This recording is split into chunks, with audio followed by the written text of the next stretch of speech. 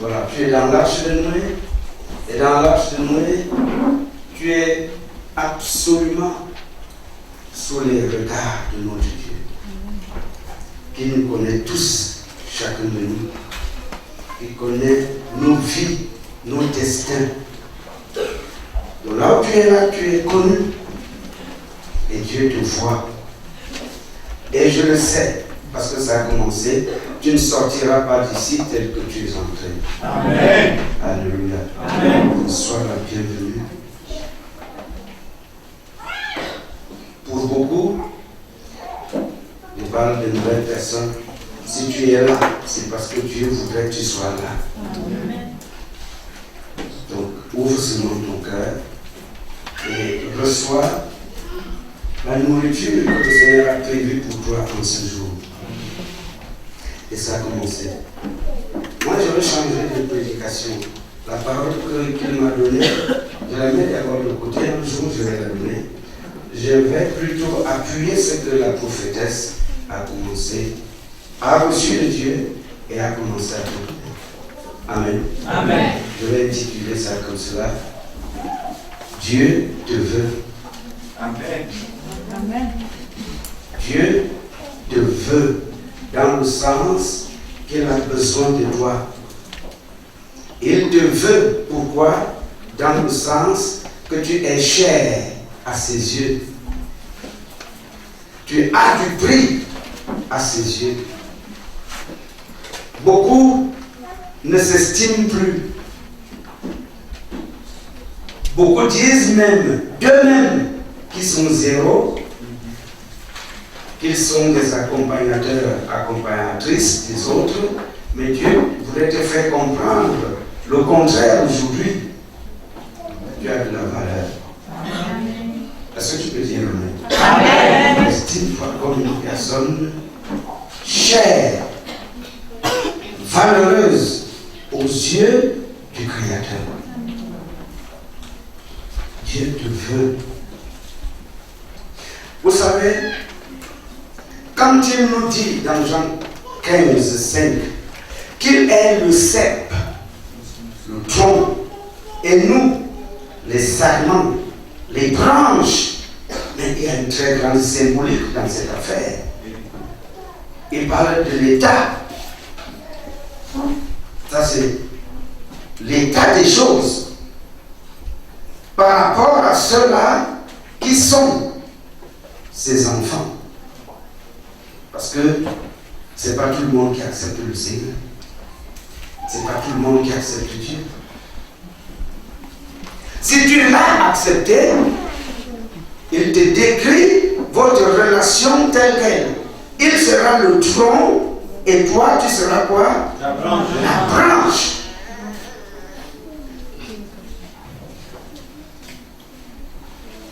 Dieu nous aime beaucoup. Amen. Dieu t'aime beaucoup. Mais nous ne comprenons pas toujours l'amour de Dieu. La profondeur de l'amour de Dieu pour nous, nous ne comprenons pas. Parce que nous n'avons pas le temps de méditer sa parole. Ou alors, nous ne sommes pas enseignés adéquatement, comme il se doit. Je voudrais que la parole qui va être approfondie t'apporte quelque chose de profond. De profond. Qui va changer ta manière de voir, de faire. Ne serais-tu jamais posé cette question? Mais pourquoi est-ce que tu vis? Beaucoup ne se sont jamais posé cette question. Je vis pourquoi? Pour quel but? Pourquoi est-ce que je vis? Tu te retrouves en train de vivre, de respirer, comme les oiseaux respirent, comme les moutons, comme les chevaux, comme les bœufs, comme les animaux. Tu respires, mais la différence avec toi, c'est que Dieu t'a donné, parce qu'il t'a créé à sa ressemblance, à son image, la sagesse, l'intelligence, pour réfléchir. Tu vis, pourquoi? Pourquoi? Pour quel but? Est-ce que la vie va se résumer en ceci? 1. Le jour de ta conception. 2. Le jour de ta naissance. 3. Le courant de ta vie dans le monde. Et 4. La mort. C'est tout? Ce n'est pas tout. Tu viens de quelque part dans le but d'aller quelque part dans une certaine destination. Est-ce que l'Église suit? Amen. Pense, réfléchis. Jusque-là, sais-tu d'où tu viens et où tu vas? Et travailles-tu à atteindre la destination? Tu es né dans une famille, dans une communauté, dans un pays qui a ses lois et ses traditions. Et au sein de ce cercle-là, à un moment donné de ta vie, Dieu va se manifester sur ton chemin. Dieu va arriver. Alors que, peut-être, tout petit, on ne t'a jamais parlé de lui, ou si peu. Il y a des familles comme ça où Dieu ne fait pas un cas. On ne fait pas attention à lui. Mais toi, tu as la chance et la grâce que, aujourd'hui, si tu es là, je le dis, parce que c'est vrai que tu as entendu parler de Dieu. Dieu te veut. Il a besoin de toi. Et tu apprendras ceci. Que dans ce monde, où tout se présente sous forme de dualité, c'est-à-dire de double et du contraire. Tu as la lumière et tu as aussi quoi? Les ténèbres. Tu as la vérité et tu auras quoi aussi? Le faux, le mensonge. Le bon, le mauvais. Le grand, le petit. Tout est fait de cette manière-là. Et nous allons te dire aujourd'hui que il y a quelque chose qui est bon et très bon. Plus que bon. C'est Dieu. Amen. C'est lui le créateur de toutes choses. C'est lui qui t'a créé, qui nous a créés tous. Nous allons l'appeler notre Père. Amen. Et nous, il nous appellera ses enfants. Amen. Lorsque tu mets au monde un enfant, et tu es content, tu l'aimes, tu le chéris, tu l'élèves, tu l'orientes, tu l'éduques. La même chose, comme disait la servante de Dieu. Beaucoup à un moment donné se disent que Dieu, qui est Dieu, n'a besoin de rien. C'est faux. Dieu a des besoins et il nous les exprime. Amen. Dieu a des besoins. C'est vrai qu'il se suffit. C'est vrai que, en tant que Dieu, à qui tout appartient, vu comme cela, de manière superficielle, il n'aura besoin de rien qui puisse changer sa nature. Et pourtant, il va te dire ceci. Plongeons dans la parole. Proverbe 23, 26. Mon fils, donne-moi ton cœur. Amen. Mais c'est Dieu qui vient te demander. Il te tend la main. Il t'interpelle. Il te désigne. Mon fils, ma fille. Voilà. Il est dans une situation de quelqu'un qui demande. C'est pour combler un besoin. Il a besoin de toi. Certainement pour quelque chose. Donne-moi.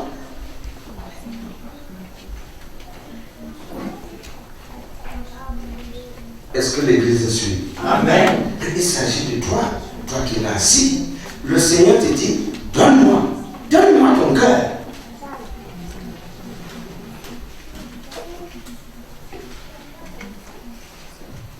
Le centre de tout ton être.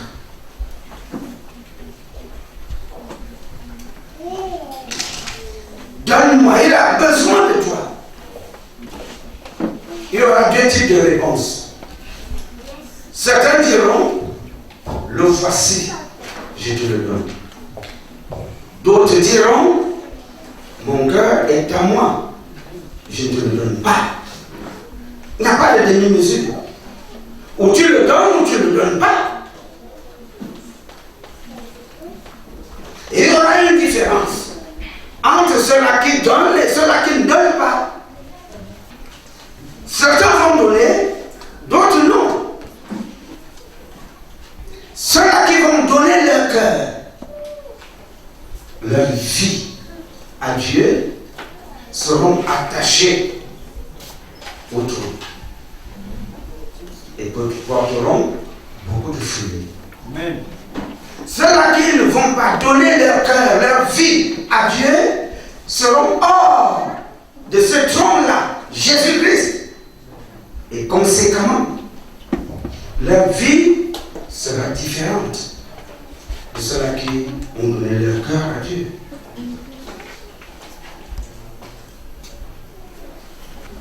La Bible parle des enfants de Dieu et des enfants du diable.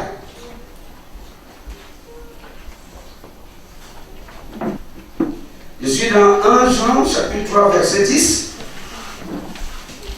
C'est par là que se font reconnaître les enfants de Dieu et les enfants du diable. Quiconque ne pratique pas la justice n'est pas de Dieu. Non plus que celui qui n'aime pas son frère. Tu ne pratiques pas la justice de Dieu, la parole de Dieu. Si tu ne le fais pas, tu ne fais pas partie des enfants de Dieu. Quand Dieu te dit, donne-moi ton cœur, il le veut en totalité. C'est pour cela qu'il a donné ce premier commandement. Tu aimeras Dieu comment? De tout ton cœur, de toute ton âme, de toute ta force, de tout ton esprit, en totalité. Ça veut dire que quoi? Ça veut dire que ta volonté ne comptera plus. Ta volonté ne peut plus compter. C'est celle de Dieu.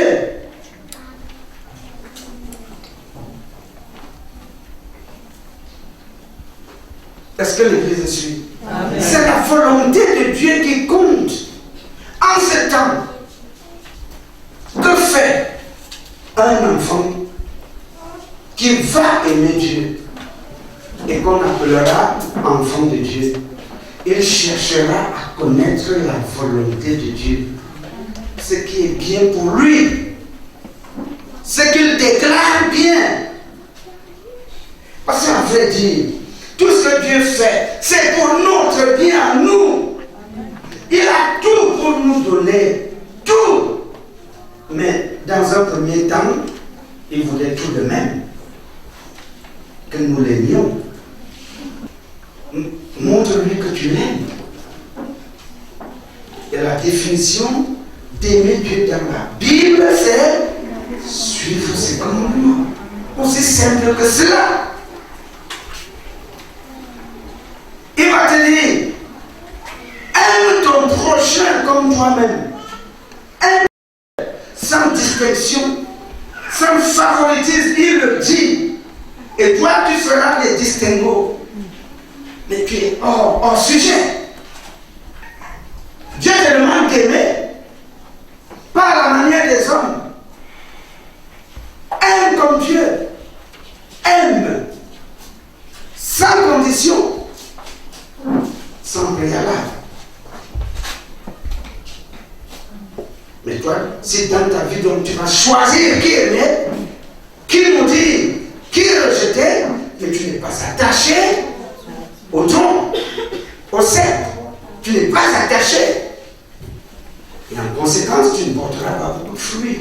Je n'ai pris là qu'un exemple. Dieu va te dire, nous sommes toujours dans 1 Jean. Je vais pas aller loin. Continuons dans 1 Jean chapitre 2.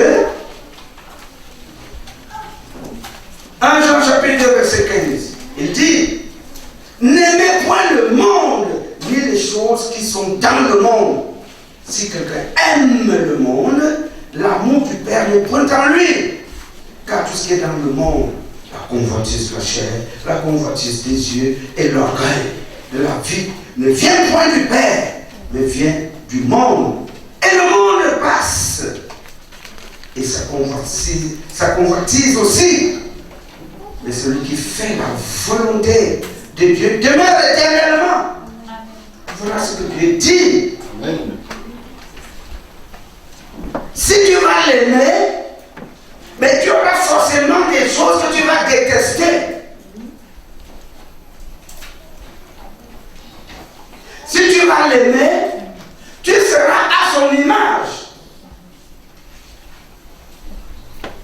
Ça veut dire que quoi? Ça veut dire que tu auras Dieu en toi, sa parole en toi, sa justice en toi, son amour en toi, sa puissance en toi. C'est pas compliqué.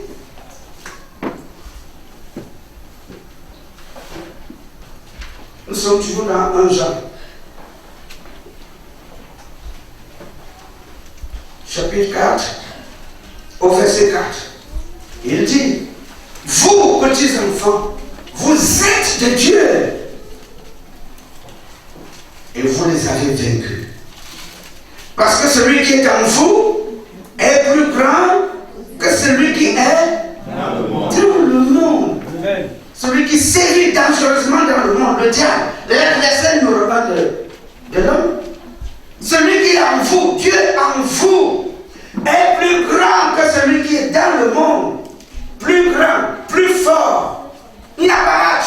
Amen. Amen. Tu as intérêt à être avec Dieu et à répondre à son appel. Je te veux. Tu devrais répondre. Seigneur, me voici. Amen.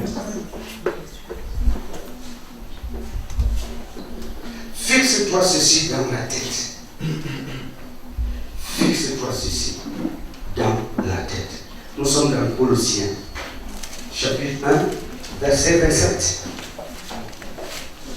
Colossiens, chapitre 1, verset 27, nous dit,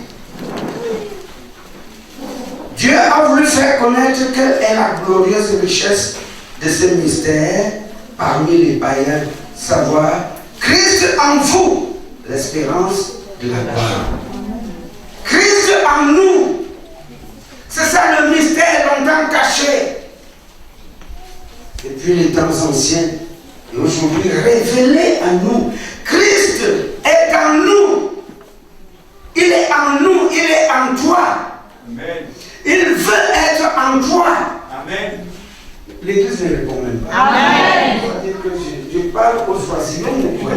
Je dis Christ est en toi. Amen. Comment est-ce que tu vas recevoir cette parole? Je l'ai lu, hein, je ne l'invente pas. Le mystère aujourd'hui révélé, c'est que Christ est en nous. C'est pour cela qu'il dit, celui qui est en nous est plus grand que celui qui est dans le monde. Amen. Comment est-ce que tu comprends cela? Tu vas passer par une opération chirurgicale pour qu'on aille chercher Jésus-Christ au ciel et vienne en vie comme cela dans ton corps. Ça se passe spirituellement. Amen. Cela va se passer selon que tu vas lui ouvrir ton cœur. Alors il va entrer en toi pour vivre en toi. Et là, c'est lui qui va te conduire. Comme nous savons qu'il est omniprésent, ça veut dire partout. Mais non seulement tu auras Christ en toi en tant que personne, en tant qu'individu, mais dans ta maison aussi, il peut s'y trouver si vous lui ouvrez la porte de votre maison. Parce que dans une maison, il peut être dans un individu et pas dans deux ou trois autres qui ne l'ont pas accepté. Vrai ou faux? Ah, lisons-le dans Apocalypse. Apocalypse chapitre 3 verset 20. Il est écrit: voici, je me tiens à la porte et je frappe. C'est Jésus qui parle. Si quelqu'un entend ma voix et ouvre la porte, j'entrerai chez lui, je souperai avec lui et lui avec moi. Amen. De deux personnes vis-à-vis. Premier mouvement, il vient, il frappe, comme c'est un gentleman. Il peut entrer dans ta maison que si tu ouvres la porte de ton cœur. C'est ça qu'elle donne dans ton cœur. Il ne te force pas, il ne force personne. Dieu ne force pas. Il nous a donné ce qu'on appelle le libre arbitre, le libre choix, la libre décision. Il ne va jamais te forcer. Jamais. Il sera très patient pour te dire: je suis là, je t'attends. Je frappe à la porte. Tous les jours, pendant que tu vivras, tant que tu lui diras non, il sera toujours en train de frapper à la porte. Avant son avènement, il sera toujours en train de frapper à la porte. Résiste comme tu voudras. Tu n'as jamais vu quelqu'un d'aussi patient que Dieu. Il frappe toujours à la porte. Je te veux. Je te veux. Je te veux. C'est pour ton bien. J'ai des trésors. J'ai des richesses à te donner. Mais pour les avoir, pour entrer dans ma boutique, donne-moi d'abord une véritable amour. Et il te regarde. Donne-moi. C'est pour ça qu'il frappe à la porte. Il dit: celui donc qui va ouvrir, il dit ce qui va se passer. Et c'est ce qui se passe. Celui donc qui ouvre la porte, il dit déjà d'avance que je souperai avec lui et lui avec moi. Ils sont ensemble. Il dit la même chose encore dans un sens élargi dans Jean 14, 23. Allons vérifier cela. Jésus lui répondit: si quelqu'un m'aime, il gardera quoi? Ma parole. Et mon Père l'aimera. Nous viendrons à lui et nous ferons notre demeure chez lui. Amen. Verset 24. Celui qui ne m'aime pas ne garde pas mes paroles. Et la parole que vous entendez n'est pas de moi, mais du Père qui m'a envoyé. C'est le Père qui l'a envoyé qui parle ici. Celui ou la famille qui va garder la parole de Dieu verra et le Père et le Fils entrer dans cette maison. Il va s'y fixer. Et ils vont évoluer ensemble. Mais ça, c'est extraordinaire. En ce temps, dira-t-on que Dieu est loin? Non. Il est quoi? Hein? Il est proche. Il est proche. Matthieu 4, 17 le dit. Ouvre ta Bible. Et lis. Matthieu chapitre 4, verset 17. Dieu est proche en nous. Et il est dans certaines maisons. Il n'est pas dans toutes les maisons, pas du tout. Il n'est pas dans tous les corps, pas du tout. Dans certaines maisons, Matthieu 4, 17. Dès ce moment, Jésus commença à prêcher. C'est très important dans son ministère, la prédication. Et à dire, donc dans sa prédication, il disait, repentez-vous, car le royaume des cieux est proche. Le royaume des cieux est proche. Ça veut dire que Dieu n'est plus loin, il n'est même pas loin, il est là proche. Avec nous, en nous. Quand il envoie son fils Jésus-Christ, on lui donne un nom, Emmanuel, qui veut dire quoi? Dieu est avec nous. Mais Dieu est avec nous. C'est pas de la femme, c'est pas un mythe, mais c'est la vérité. Comment faire comprendre cela aux enfants? Mais Dieu est là, là où je parle, il est là. Amen. Avec moi, en moi, il est là. Il est là. Le royaume des cieux est proche. Tu n'as plus besoin d'aller chercher loin. Tu voudrais rencontrer Dieu? Tu es là, ou en quoi pour le voir? À étudier? En Congo? Il est partout. Partout. Ici avec nous. Il est dans le corps de certaines personnes qui l'ont laissé chez nous. Ça ne veut pas dire qu'il ne sait pas tout de tout, de tous. Il sait tout de tous. Mais tous n'écoutent pas sa voix. Il a dit, je viens, je frappe à la porte. Si tu entends ma voix, tu ouvres. Combien entendent sa voix? Ben, beaucoup ont fermé la porte pour dire, sur ce qui sort. Dieu, ce qu'il sort d'où? C'est la vérité. Ils n'entendent pas sa voix. Ils entendront une autre voix qui va les pousser. S'il s'agit d'aller voler, ils se lèvent, ils font des plans pour voler. S'il s'agit comme ceci de mentir, ils trouvent l'astuce de manière immédiate et balancent le mensonge. S'il s'agit de faire ceci ou cela, il y a deux voix. La voix de Dieu et la voix du monde, ou la voix de la chair, ou la voix du diable. Tu vas écouter laquelle? Et pourtant, nul ne veut souffrir. Vrai ou faux? Personne ne veut souffrir. Personne ne veut vivre dans cette maladie qui t'écrase le corps depuis des décennies. Personne.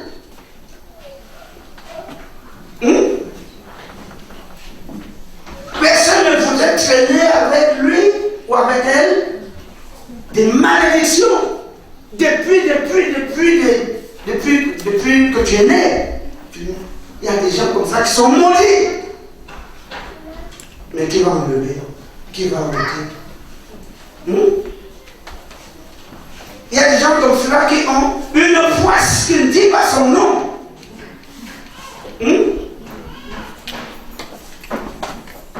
Ça va se passer comment? Et pourtant,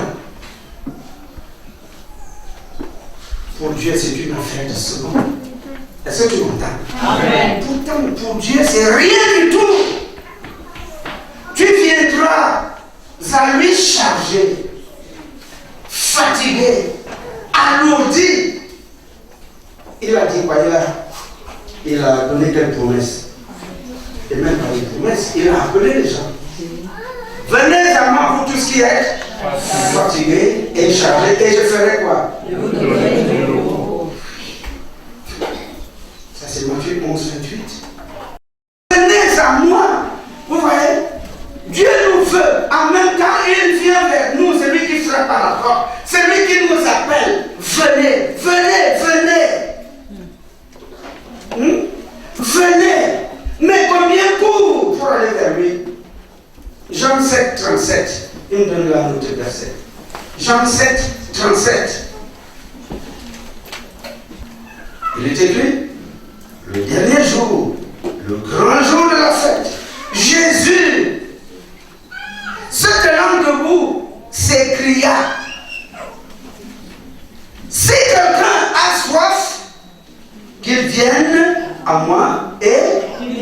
boive. Celui qui croit en moi, des fleuves d'eau vive couleront de son sein, comme dit l'Écriture. Venez et buvez. C'est gratuit. C'est sans argent. Venez et buvez. Et si tu iras donc, quand tu vas commencer à boire dans la source de Dieu, des fleuves d'eau vive couleront de ton sein, c'est-à-dire tu vas produire la vie. Tu vas produire la vie. Tu vas donner la vie. Tu vas sauver les âmes. Tu vas prêcher, les gens te suivront. Tu vas prier sur les gens, ils seront guéris. Amen. Parce que les fleuves d'eau vive coulent de ton sein. Amen. Mais il le dit, voici les miracles qui accompagneront ceux qui auront cru. En mon nom, ils feront quoi? Chasseront les démons. Ils imposeront les mains aux malades et ils seront guéris. Pourquoi? Parce que des fleuves d'eau vive coulent de leur sein. Amen.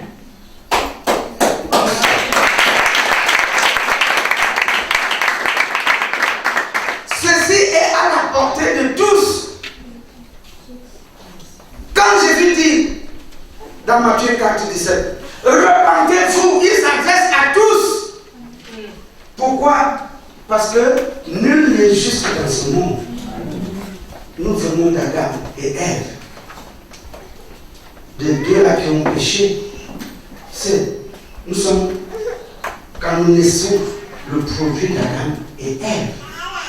Ça, c'est la première naissance. Il y a ce qu'on appelle la deuxième naissance. On parlera de ça ici prochainement. La deuxième naissance.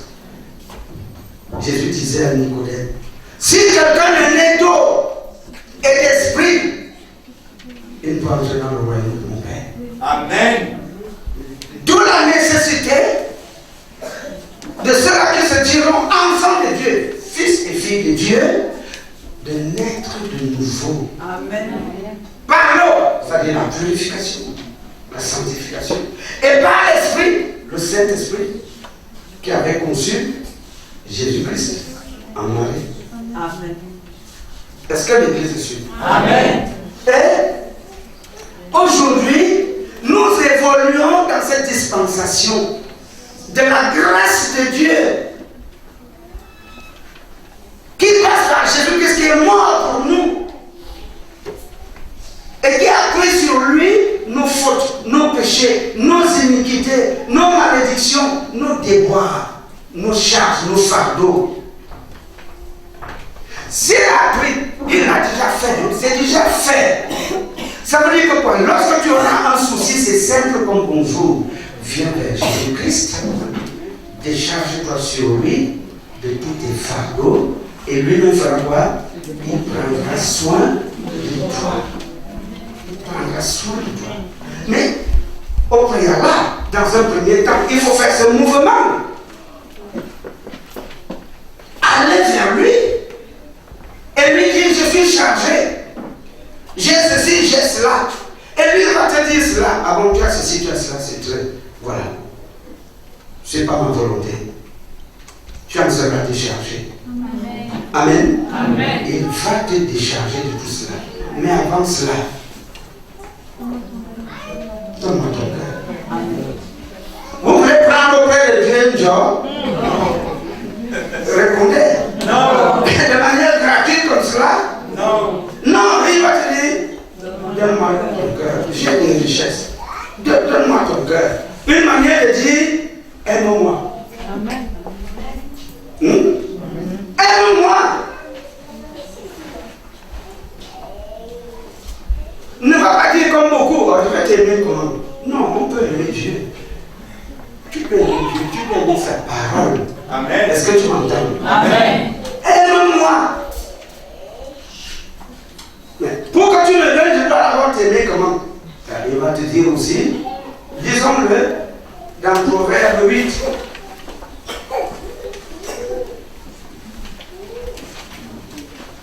J'appuie tous mes propos avec la parole. Comme ça, tu ne diras pas que l'homme de Dieu invente. Il n'invente rien du tout. Lisons à partir du verset 17. Proverbe 8, à partir du verset 17, nous dit, j'aime ceux qui m'aiment. Ah, pour l'Église. Amen. Continue. continue à le détester et à l'accuser. Continue à le détester et à l'accuser. Dieu ne fait rien pour moi. Ceci, cela. Tu accuses, mais tu blasphèmes, mon ami. Dieu a tout fait pour toi. Il a même donné son fils qui est mort pour toi. Mais c'est toi qui as fermé tes yeux et ton cœur. J'aime ceux-là qui m'aiment. Si tu veux voir les miracles de Dieu dans ta vie est transformée comme ceci. Commence à aimer Jésus. Amen. Commence à l'aimer. J'aime ceux qui m'aiment. Parce qu'il y a beaucoup de choses derrière cette affaire. J'aime ceux qui m'aiment. Et ceux qui me cherchent me trouvent. Il est proche. Tu es sincère avec lui. Et vers lui tu viens, tu dis Seigneur, je te veux. Je réponds à ton appel. Laisse-toi découvrir. Et le Seigneur commence à se laisser découvrir. Tu vas le découvrir dans la parole. Il viendra à toi, tu ne comprendras plus rien du tout de ta vie d'avant. À celle d'aujourd'hui, il y aura une telle différence positive. Les choses vont changer, mon ami. Où est l'église? Je te le dis, les choses vont changer. Ta vie ne sera plus comme celle d'autrefois. Tu seras illuminé. Amen. Tu seras distingué. Amen. Tu seras en paix. Amen. Même là où avant tu n'avais point de paix, tu auras la paix parce que tu as Jésus-Christ, le prince de la paix. Amen. Tu auras toutes les richesses parce qu'il va déverser comme cela sans compter. Amen. Sur toi, dans ta vie, il va déverser sans compter. Sans mesure. Mais oui, c'est la vérité. Tu n'as qu'à l'expérimenter. Le verset suivant dit quoi? Il dit, avec moi sont la richesse et la gloire, les biens durables et la justice, pas les biens qui s'effrient comme cela, comme je ne sais même pas quoi. Mon fruit est meilleur que l'or pur. Pas qui aime beaucoup l'or là. Le fruit de Dieu est meilleur que l'or pur. Et mon produit est préférable à l'argent. Je marche dans le chemin de la justice, au milieu des sentiers de la droiture, pour donner des biens à ceux qui m'aiment. Et pour remplir leur trésor. Amen. Il est sur le chemin de la justice. C'est là où il est. Le chemin de la droiture. C'est pour donner à ceux-là qui m'aiment. Pour leur donner. Et pour remplir leur trésor. Mais s'ils ne te trouvent pas donc dans ce chemin où il marche, dans ce couloir, si tu es ailleurs, pourquoi est-ce que tu devrais accuser le Seigneur? Entre d'abord déjà dans son chemin. Est-ce que l'église suit? Amen. Je ne voudrais pas que cette parole t'endorme. Réveille-toi. Réveille-toi. C'est une parole de vie. Dans le ministère de l'Arche de Noé, nous ne sommes pas les adeptes de ceux-là qui disent venez, recevez, même si tu es bandit. Même si tu es bandit, on dit venez, recevez. Nous ne sommes pas là. On te donne la parole qui te bénira. Amen. On te donne la parole qui ouvrira les voies. Amen. On te donne la parole qui détruira les malédictions, de manière automatique. Il s'agit pour toi tout simplement de suivre cette parole-là. Est-ce que tu m'entends? Amen. C'est ce que tu vas trouver dans l'arche de Noé. Oui. Pas les flatteries. Pas du tout. Le ministère de la vie, le ministère de la vérité. Amen.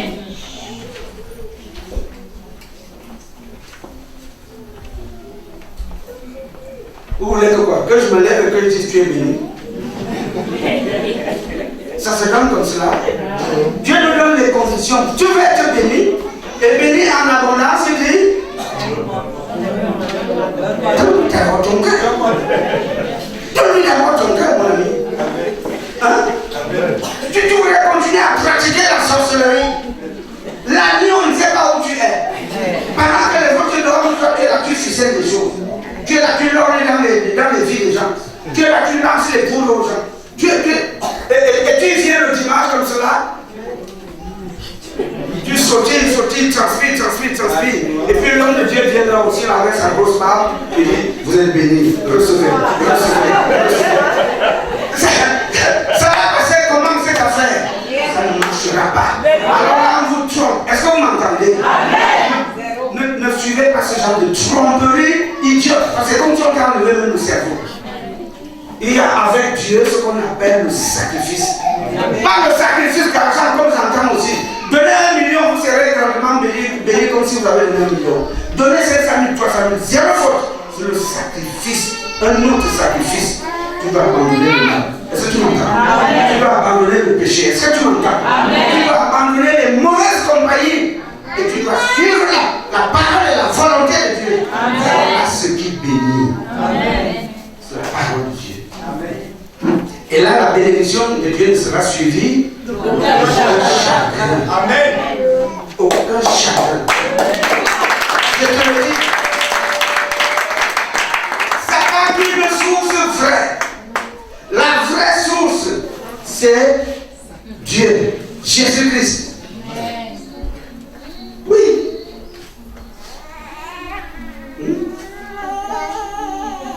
Mais il y a des gens qui n'ont pas de fait. Mais quand tu arrives, Dieu connaît tous tes problèmes. Tous tes problèmes. Mais l'une des premières choses qu'il peut te donner, c'est la réconciliation avec lui. Et derrière la réconciliation avec lui, il y a la paix. Amen. Qui surpasse toute paix. Il y a des gens qui ont des problèmes jusqu'ici, qui sont avec le Seigneur, mais qui sont comme si ils n'ont pas de problème. Pourquoi? Ils savent que tout ce qu'ils ont comme fardeau, ils le transfèrent au Seigneur. Et ils dorment en paix. Et le Seigneur pourvoit. Il pourvoit toujours. Ils vont se réveiller, bénir l'Éternel, comme disait la servante de Dieu. Bonjour Père. Et comme, je vais même moi, en ce qui me concerne, moi, au-delà, comme je sais que je suis accompagné par les anges de Dieu, je dis bonjour Père, je vois les anges qui sont avec moi, que je ne vois pas, je vous salue. Tout ce qui est de Dieu qui m'entoure, je salue et je bénis. Est-ce que tu m'entends? Ça te met dans une relation spéciale avec Dieu. Et ça, c'est en tout temps, c'est en tout lieu. Mais oui, il n'y a pas un temps où tu es connecté et un temps où tu es déconnecté. Est-ce que tu m'entends? Amen. Mais Dieu est bon. Dieu est merveilleux. Et il te dit aujourd'hui, je te veux. Et quand tu lui diras, je te veux aussi. Parce que quand quelqu'un te dit je t'aime, tu dis quoi? Quand tu lui diras, je te veux, je t'aime moi aussi, je vais te donner un dernier verset. Amen. Un dernier verset. 1 Corinthiens 6, 19. N'oublie pas que aujourd'hui, la servante t'a amené à donner ta vie, ton cœur au Seigneur. Et le Seigneur s'y est installé. Mais alors, que nous dit 1 Corinthiens chapitre 6, au verset 19. Cherchons cela. Ne savez-vous pas que votre corps est le temple du Saint-Esprit qui est en vous, que vous avez reçu de Dieu, et que quoi? Vous ne vous appartenez point à vous-même. Réponse. Il t'a posé la question, il ne savait pas. Ta réponse c'est quoi?